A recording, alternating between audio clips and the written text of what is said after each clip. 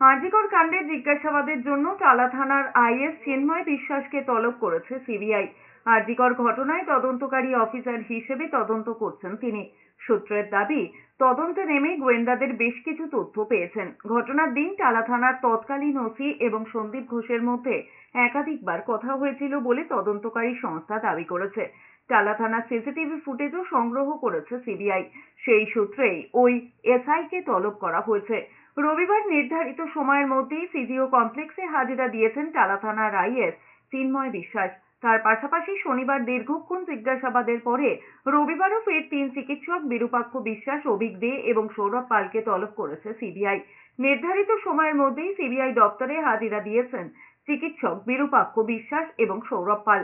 শনিবার মধ্যরাত পর্যন্ত 3 চিকিৎসককে জিজ্ঞাসাবাদ করেছে কেন্দ্রীয় তদন্তকারী সংস্থা। আরজিকরে ডাক্তারি ছাত্রী খুনের ঘটনার পর সেমিনার হলের একটি ভিডিও ভাইরাল হয়েছে। সেখানে বিরূপাক্ষ, অভিক, সৌরভকে দেখা গিয়েছিল বলে অভিযোগ। এ ব্যাপারে তদন্তকারীদের হাতেও এসে পৌঁছেছে বেশ কিছু ছবি। সূত্রের খবর, তারই ভিত্তিতে সন্দীপ ঘনিষ্ঠ এই 3 চিকিৎসককে ডেকে পাঠানো হয়েছে। প্রথমে বিরূপাক্ষ বিশ্বাসকে তলব করেছিল কেন্দ্রীয় তদন্তকারী সংস্থা। পরে ডেকে পাঠানো হয় সন্দীপ ঘনিষ্ঠ আরও এক চিকিৎসক নেতা অভিক দেকেও। দুজনকে মুখোমুখি জেরার সূত্রে উঠে এসেছে সন্দীপ ঘনিষ্ঠ আরও এক চিকিৎসক সৌরভ পালের নাম।